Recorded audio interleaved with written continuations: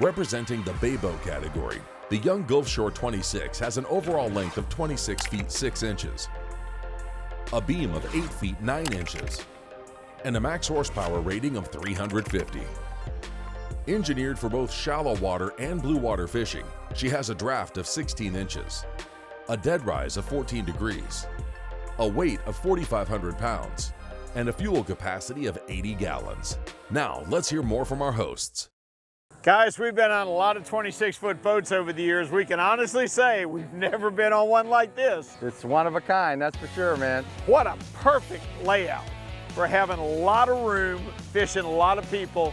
And how do you like sitting up in that raised helm seat? You know me, and you know how much I love visibility on a boat, Rick. And we saw the YoungGulfshore22 last year, and I love that design.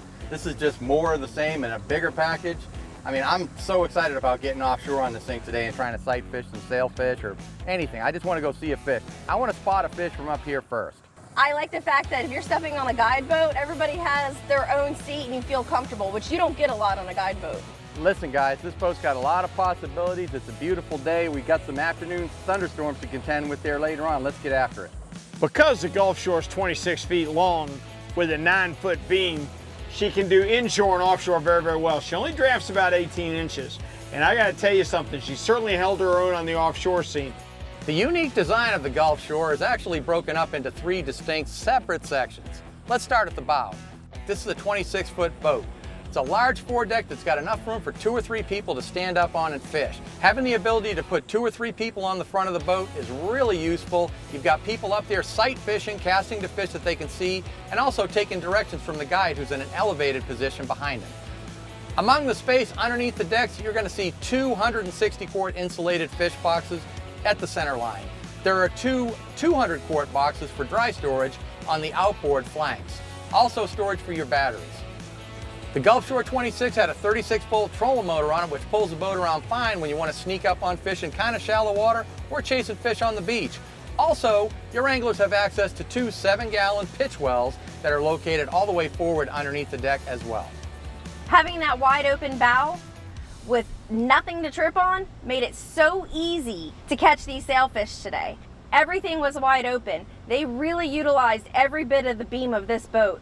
Now moving back into the center section of the boat, you've got a sunken cockpit. Now this is basically used to carry passengers. You know, there's room to stand in there and walk around, but this is a recessed cockpit, and it's got 2x2 individual captain's chairs, LeBrock seats, and there's a row of 2 in the front and a row of 2 behind that. Every one of the seats had its own storage facility right under it.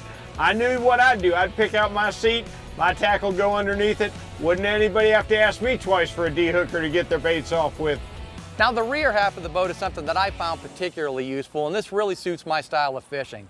This is an elevated helm section. The deck is elevated much like the bow, but you've got an elevated riser type of platform with an elevated helm and 2 seats there, one for the helmsman and one for a rider back there. There's also what looks like, but it's not really, a polling platform behind you that had a space to mount the radar antenna, which this boat had on it, and you could climb up there and stand and see even better, or just sit up there if you wanted to. But basically, you're going to be seated at the helm station on this. Now, running the boat from this elevated helm position, the visual height advantage is noticeably improved. You're going to be able to see things that there's no way you're going to see from down on the deck. It's going to be much easier for you to spot a fish and point it out to your anglers located on the bow. The space underneath the deck at the helm position is also very generous. You've got a 50-gallon live well in the center underneath your feet at the helm position. On either side of this 50-gallon well, there's a 30-gallon to port and starboard. 3 great big live wells right there. And behind the live wells in opposite corners are 200-quart dry storage boxes. When you add up all the storage compartments and live well insulated storage that you've got on this boat compared to boats much bigger than her, it's just incredible how much stuff you can put on this boat. So after fishing on this boat all day, I realized I could not think of a better design to keep 6 people that comfortable on a boat all day, especially catching the fish that we caught today. Young did it right on this Gulfshore26. Guys, what a day. You had me running all over this boat. I was on the bait going back and forth, and you guys really killed the fish today. It was so much fun. Trying to see if this boat was going to stand up in the blue water, man, the thing passed the test. The sailfish were everywhere. They cooperated. We were able to see the things, sight cast to them, and catch a couple. I mean, it doesn't get any better than that. Well, it couldn't. They obviously had never seen it before because they kept coming by to have a look. Yeah, listen, the boat ran great. I mean, everything we needed was on board. It was just, I mean, it's a win-win.